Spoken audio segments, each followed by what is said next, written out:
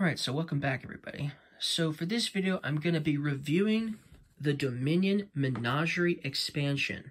Now this is my most favorite expansion thus far. There's a lot of animals involved in this expansion, which is one of the reasons why I like it. But the main reason why I like this expansion is because it basically gave us a new way of getting rid of cards we didn't want in our decks, clogging up our decks, but at the same time, not necessarily wanted to trash either. And that's called exiling, getting to exile cards to the exile mat. I really like that idea. I really like exiling for sure. Now, I'm not going to talk about it too much further. There's videos explaining where I explain everything in great detail. There's even a video where I explain how the exile mats work in great detail. So, look those videos up if that's what you're looking for. But this is going to be I'm going to be talking about my favorite cards to the bottom of the barrel here for the expansion for this video. And I'm going to start it off with the ways, because the ways are really interesting. They change the way you play your actions. Of course, you have to make a mental note that you're going to play an action as a particular animal first, of course. I'm not going to talk about every single way here. I'm just going to talk about some of the ones I really like from the expansion. Now, Way of the Chameleon is very interesting because if you're going to play an action card, let's say you play the Smithy. That gives you 3 cards, right?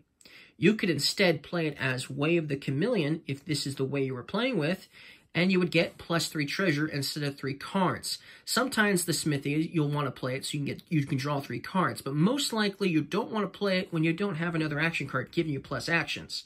So this would definitely make it more useful, of course, to do that. Now, it also works both ways, okay? So if you're going to play an action card that gives you treasure, if you play it as Way of the Chameleon, you're basically getting it cards instead. What's a good one? How about Festival from the core game? That gives you 2 actions, it gives you a buy, I believe, and it gives you 2 treasure. But if you play the Festival as Way of the Chameleon, you'll get all that, but instead of the 2 treasure, you get to draw 2 cards, which is, if you ask me, the better deal. So there's definitely ways you can play your actions a way better, and the Way of the Chameleon definitely is one of the ways to do it. It's definitely my favorite way to play with, for sure. That's Way of the Chameleon. Another one I really like is Way of the Squirrel. When you play an action card as Way of the Squirrel, you'll get 2 cards at the end of this turn. So when the turn is over, you'll get to draw 2 cards. Plus your cleanup, plus it's the cleanup phase, you'll still draw 5 cards. So you'll have 7 cards for your next turn. That's powerful. Of course, you have to make sure you're not playing against an attack card that's going to make you discard down to 3 cards, of course. But still, the Way of the Squirrel is really interesting. There have been times when I've used it because we weren't playing with an attack card that did that. So, anyways, Way of the Squirrel, very fun, very interesting, and it's definitely a nice way to use an action that you don't necessarily want to play that turn.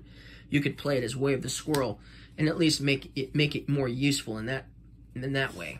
Now, Way of the Ox, this one just gives you 2 actions. So if you play an action card as Way of the Ox, you get 2 actions for that action instead of whatever it was, which is very interesting because let's say you're playing with the king, you're playing a game and you don't have any 2 actions going on, but you have this. You could potentially use this to help you play some of those actions. Of course, you're still having to pick which action cards you're going to play as the Ox, but still, I really like this one a lot. Okay, Way of the Mole is interesting because if you play an action card as Way of the Mole, you get +1 action, you discard your entire hand, and then you draw 3 cards. So that's really interesting, and you're not wasting an action, technically, because you're going to get an action for this. But playing an action card as Way of the Mole, I've had some fun games with this one. Way of the Rat. Now, Way of the Rat, when you play Way of the Rat as an action card as Way of the Rat, you can discard a treasure to gain a copy of this. What is that? Well, it would be an action card you're playing as Way of the Rat. So let's say I played Way of the Rat as Mastermind here. If I played Way of the Rat as instead of Mastermind, I'd say I'd be playing Mastermind as Way of the Rat. I would discard a treasure from my hand, probably a copper, and then I would gain a copy of the Mastermind. That's cool, right? I like that. That's a really interesting idea. So that's why I like Way of the Rat. There have been times when that has been useful. And then Way of the Mouse is another one I really like. You basically get to add an unused action costing 2 or 3 to the game as setup. So this will add an 11th pile to the game. So instead of having 10 piles of cards, you're going to have 11 piles of cards if you're playing with the Way of the Mouse. Then, if you play an action card as Way of the Mouse, you can play the set-aside card, leaving it there. So, so you're not really going to have actually a pile. You're not actually going to have a pile of cards. You're just going to have one unused action costing 2 or 3. You're going to get to play that set-aside card because it's only going to be one of the 10. If it's rats, then it would be one of the 20, right? But if it would only be one of the 10, and then you leave it there. So you don't get to put it into your hand or anything like that. But it's an interesting idea. I like this one a lot too, Way of the Mouse. Way of the Frog is cool because you get an action with it, and then when you discard this from play this turn, you put it on top of your deck. So maybe this turn, a particular action you're playing, you don't want to play this turn. Maybe it would be more useful for you to play it on your next turn, possibly. So if you play an action card as Way of the Frog, you can, basically, this is what's going to happen. Here's Mastermind. Maybe I don't want to play Mastermind this turn. I could play it as Way of the Frog. I'd get +1 action, and then when I discard this from play, so that's all that would happen. I would get +1 action, and I would move on to the next action card and play that, etc., etc. But then at the cleanup phase, when I discard it from play, when I discard it this turn, instead of it getting discarded, it's going to go to the top of my deck instead. So that's interesting. Way of the Frog definitely has some ideas there for sure. Definitely adds a unique strategy to the game too. So that's why I like it. And that's all of the cards I really like from the expansion. There's some other good ones in here too. You know, like Way of the Turtle, for instance. But there are times when I've had this in the game, and I never even used the Way of the Turtle even once. But anyways, regardless, that's all of the ways I'm going to talk about for the video. So now I got those out of the way, because those are the ways. This is the way. Okay, let's move on. Okay, so Mastermind obviously is my most favorite card from the expansion. It's basically King's Court, except it lets you play an action card at the start of your next turn from your hand. That's powerful because you're not wasting an action playing it, because it's letting you play it before your action phase begins. But still, it is contingent on you having an action card in your hand for your next turn, of course. But that's the Mastermind. Definitely my favorite card from the expansion, for sure. Black Cat is another one of my favorite cards. This one will definitely be fun to play, because the action itself only gives you 2 cards. Because if it's your turn, you don't get this effect. You don't get to give your opponents -point cards if you play this on your turn. You only get to do it if it isn't your turn. So when does that happen? When a player gains a victory card, you can play this from your hand, which will allow you to draw 2 cards. That's powerful, but then everyone else is going to get a -point card too. And if you have multiple Black Cats sitting in your hand, which I have done, and somebody buys a province, you're getting to draw 4 cards and then giving out 2 -point cards. That's powerful. That's why it's my second favorite card in the game. This is one of my most favorite attack cards too, because it is considered an action, attack, reaction. It is considered an attack. That's powerful for sure. One of my favorites, Black Cat, for sure. Second favorite in the expansion. Okay, so Stockpile is my third favorite in the expansion, and it's basically a gold, and it gives you a buy, but then when you play it, you exile it. So it's useful in the beginning of the game, using it to get you tons of treasure, tons of buys, and then you'll exile it. And then the next time you gain a stockpile, you can take all of the stockpiles you have on your stockpile, on your exile mat, you can take them all off and discard them, basically. So there'll be a point in the game when you won't be able to gain any more stockpiles, and then all of the stockpiles sitting on your exile mat will no longer be useful to you. But still, I've had a lot of fun games with Stockpile. It's very useful in the beginning of the game for sure. And by the time that happens and you can't get any more of these, most likely you've got golds now, several of them. So, and it's cheap. That's why I like it. That's why it's my third favorite in the expansion. Now, Displace is another one of my favorites. It's basically Remodel, except instead of trashing the card, you're exiling the card, gaining a card costing up to 2 more than it. So I like that idea. I could exile an estate and gain something costing up to 4. That's awesome. I don't lose the estate. It goes to the X amount. That's awesome. I love Displace. That's why it's my 4th favorite in the expansion. You could do this for just about anything as well. That's why I love it so much. The Sanctuary, and you don't lose it. So, like, for instance, I could exile a gold from my hand and gain a province. That's powerful.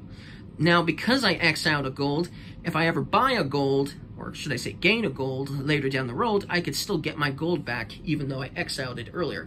That's why I love Displace. Sanctuary is another good one because obviously it lets you exile cards from your hand. You may exile a card from your hand and you get a nice little benefit. So that's nice. I love the Sanctuary. It's my 5th favorite. It's awesome. Manta Ray. Obviously, I didn't like Coven. That's what I replaced this with. I don't like witches. So I replaced it with an animal that wasn't in the game, Manta Ray. You know, people used to think of them as the Devil Ray anyway, so I thought that would be a smart card to use it as a replacement. And it's a powerful card because each other player will exile a -point card, okay, from the supply, and they will put it into their exile mat. Now, because it's sitting on their exile mat, it won't be adding all that filler right away. So you won't have those -point cards clogging up your deck right away. But when you play the Manta Ray and there are no more -point cards to exile, then all of those -point cards that were exiled to your opponent's mats will now go into their decks all at once. Powerful. Definitely going to mess up some turns after that point. And because that's the case, it might be a while before they can trash them. And if the game is nearly done, they might get to trash 1 or 2 of them. But most likely, at that point, they most likely will not have the chance to trash them all. That's why I love the Manta Ray so much. Powerful attack, and makes it harder to get rid of the -point cards for sure on your opponents, but then again, if they're playing Manta Ray on you, same thing. So anyways, that's why I love the Manta Ray. Definitely one of my favorites. Now, Groom is powerful. It will allow you to gain a card costing up to 4. Then, if it's an action card, you gain a horse. If it's a treasure, you get a silver. If it's a victory, you get a card in action. That's very interesting. I've done it for all 3, of course, because they're all good. Now, what's a horse? A lot of these action cards give you horses. Horses are basically like Laboratory from the core game. They do the exact same thing as Laboratory. It gives you 2 cards in an action. But then when you play it, you return the horse to its pile. So it's a one-time action card, a one-time use. But if you're playing with a lot of these action cards that give you horses, you'll almost never run out of horses. So you'll just continuously draw tons and tons of cards and have an action after every time you play a horse. It's powerful. For sure. So Groom is definitely one of my favorites that give you horses for sure. So that's Groom. So basically you're gaining a card costing up to 4. And then if it was the action card, you're getting a horse too. I like that. That's powerful. Okay, so the next one is Scrap. Now this is the best trasher in my eyes in the expansion. And there really isn't any other trashers except for one. So there's only like 2 trashers in the whole expansion really. But anyways, so you trash a card from your hand, and depending on how much it costed, you'll get a whole bunch of these options. Of course, you can only choose a different thing per treasure it costs, so you can't use it to get 2 cards, for instance. Every choice would have to be different. So you could trash a gold, and that would be about the highest thing you could trash to get all of the benefits, which is card, action, buy, treasure, silver, gain a horse. So, yes. But it's definitely makes it useful trashing some estates if you don't have a way of getting rid of the estates, maybe. Sometimes I just use it to trash a silver so I can get some of these benefits. Maybe get a horse, get another silver, get a treasure for the turn, something like that. You know, or maybe an action card, who knows. But still, it's a good one in my eyes. Scrap. It's a good card. Bounty Hunter is nice because you can exile a card from your hand, and then if you didn't have a copy of it in exile, you get 3 treasure too. That's powerful. So you exile a copper, you get 3 treasure. You exile an estate, you get 3 treasure. You exile a silver, well, you probably wouldn't do that. But the point is, you do that, and then maybe by then you'll have a duchy. You exile a duchy, you get 3 treasure. It's kind of a cool way of getting rid of your victory cards and maybe a copper to get +3 treasure. That's powerful for sure. And then if it comes down to the point when you don't really have anything you want to exile to get the benefit, you could always buy a copper and then take all of the coppers that are sitting on your exile mat, put them back into your deck, and then just exile a copper later down the road. That is a viable option, especially if you have a card that gives you plus buys. So the Bounty Hunter is definitely a good one. Village Green is an interesting one. You can either do it now or at the start of your next turn. You'll get +1 card, 2 actions. Most people will probably do it Ray, most likely. But there have been times when I found it more useful to do it on my next turn. And then when you discard this, other than during a cleanup, you may play it. That's what makes it most useful. So if you had a card that made you discard a card, you could discard the Village Green and then reveal it, and then you get to play it for free. I like that. That's powerful. That's useful. If an opponent plays a Militia or something like that and causes you to discard it, you know, you get to play it. That's powerful. I like that. So Village Green is definitely a good one. Okay, Camel Train is another good one. When you gain this, you get to exile a gold from the supply. That's powerful. You buy this on your first turn, you exile a gold from the supply. Then the next time you buy a gold, you're basically getting 2 golds for the price of 1 on the first chance you get a chance to buy a gold. That's powerful. If you use this to gain, if you bought a bunch of Camel Trains, you could potentially have a lot of golds sitting on your exile mat too, of course. But then what you get to do is you get to exile a non-victory card from the supply when you play it as an action. So you can use this to get the 5 costing actions, which are a little harder to get sometimes, but maybe you want more than one of that particular action. So it's very powerful. You could basically you could use this to exile a giant, maybe from the Adventures expansion, or let's see here, what's a 5 costing card that's from this expansion? Ooh, how about Displace? Maybe you want 2 Displaces, or maybe you want 2 Sanctuaries. Maybe you want one of those, but you want 2 of them. So maybe you exile a Sanctuary, okay? And then later on, you're able to buy a Sanctuary, so you buy it, and then you basically get to take the other Sanctuary off of the exile mat. So now you've got 2. That's powerful. That's why I like the Camel Train. It's a good one. Okay, so Cardinal is interesting. It's sort of a weak version of the Giant. And this is why I mentioned Giant earlier, because the Cardinal is a weaker version of the Giant. Each other player reveals the top 2 cards of their deck and exiles 1 costing from 3 to 6, discards the rest. They could potentially lose that gold, but it's only going to get exiled, not trashed, so they can still get the card that they lost back. So that's why I say it's a weaker version of the Giant, but not super weak either. So that's the Cardinal. It's a good one.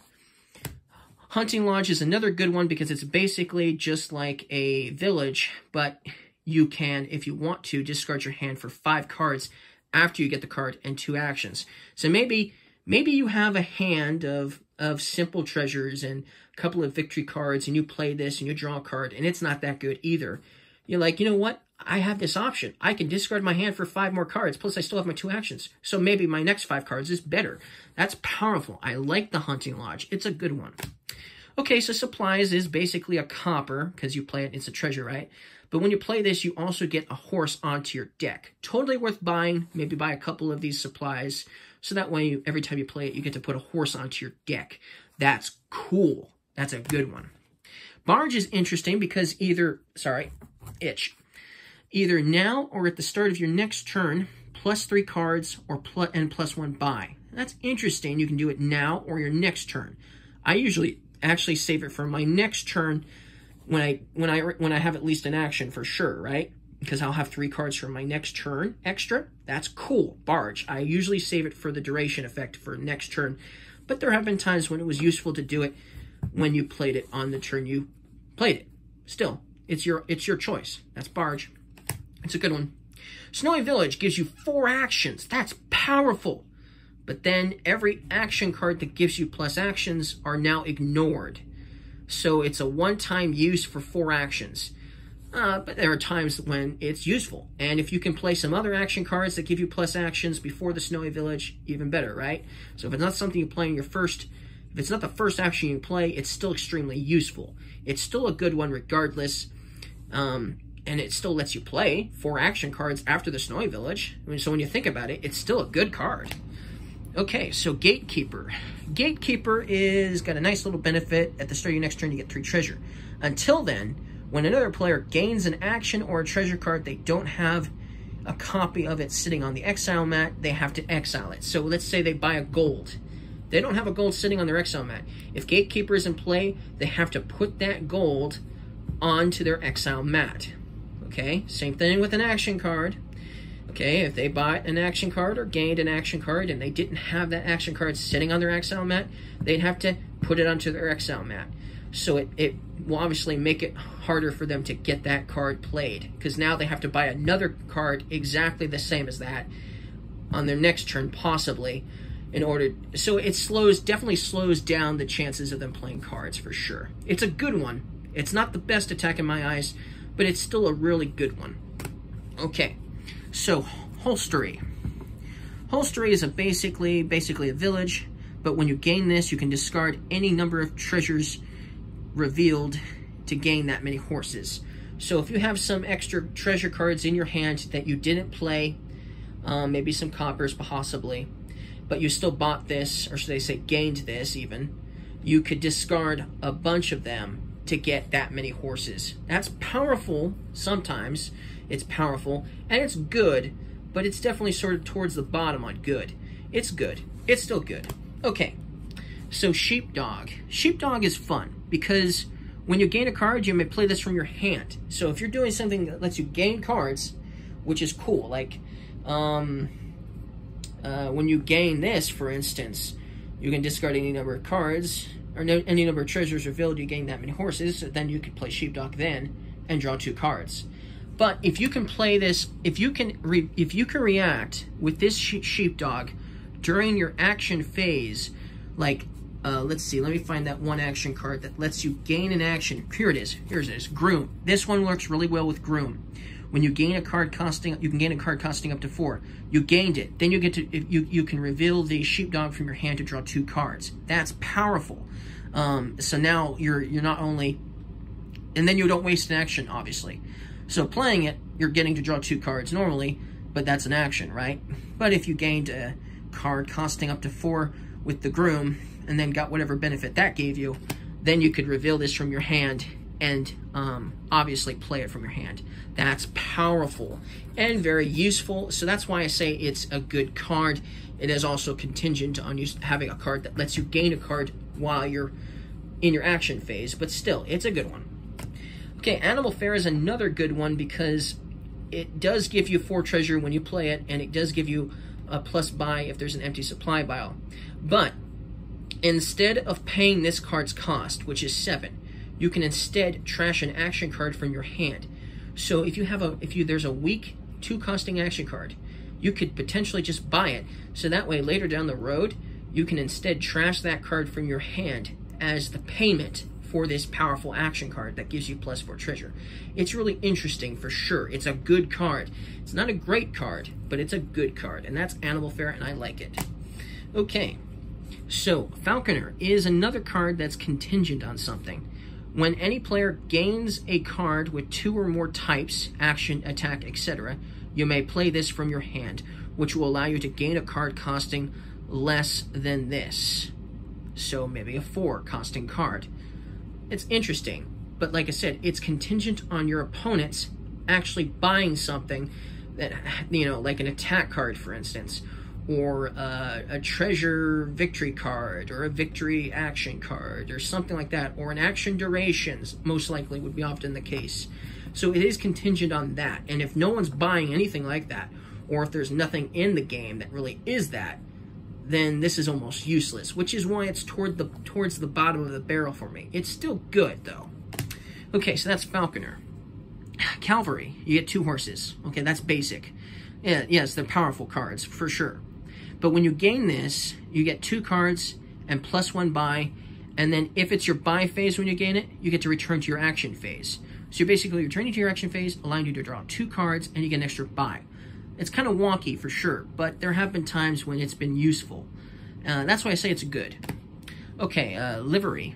This one, the other one was Cavalry. This one is Livery. This one gets you 3 treasure, and then if you buy something costing, or should I say gain something costing more than 4 this turn, 4 or more, you get a horse. It's basic. It's okay. I'll just say it's an okay card. Slay. You get 2 horses. You may, when you gain a card, you may discard this to put that card that you gained, you know, into your hand or onto your deck. That's kind of interesting. If you gained a card during your turn, of course, that's very interesting. You could gain that card you just gained and put it into your hand. And if you had an action card that, or should I say you still had some actions, you could play it potentially if it was an action card. That's useful, but it's still contingent on a lot of things. It's still contingent on gaining a card during your turn. And I don't know, you know, if you buy a card and then use it to put it on top of your deck, that's still somewhat useful, but I don't know. I just say it's so-so. Okay, so the paddock. You get 2 money, you gain 2 horses. And if there's an empty supply pile, you're going to get an extra action too. I say it's an okay card. It's so-so. Okay, Fisherman, obviously the action is very basic and so-so.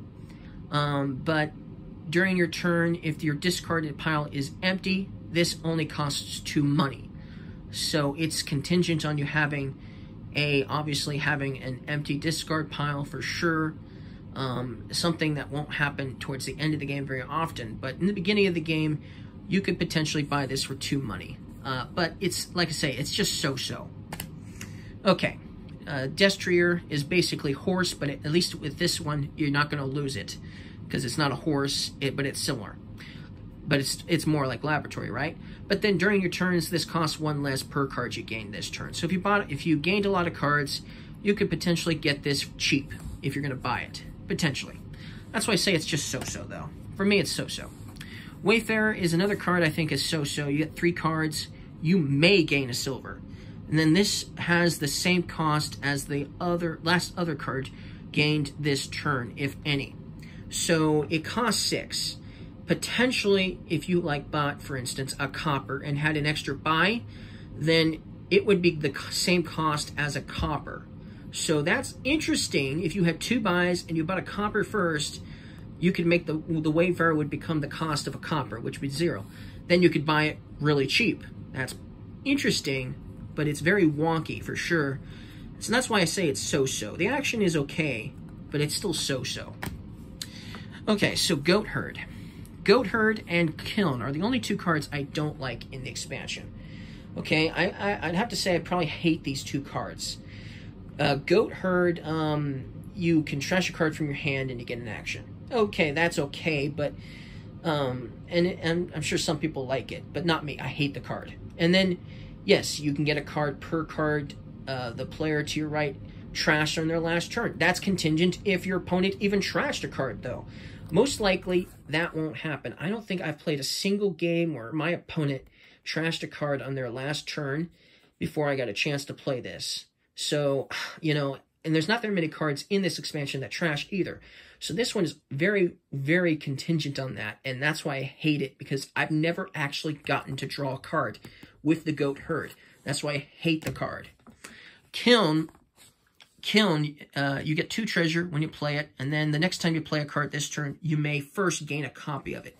This is contingent on you having action cards, or should I say actions, to gain an action card. You can still do this for treasures, so like you could play a gold or a silver this turn after you play this and gain a copy of it. That's useful, and of course, you could still try to get some action cards and gain them if you were able to play an action card after this, but I still don't like it. I still hate this card.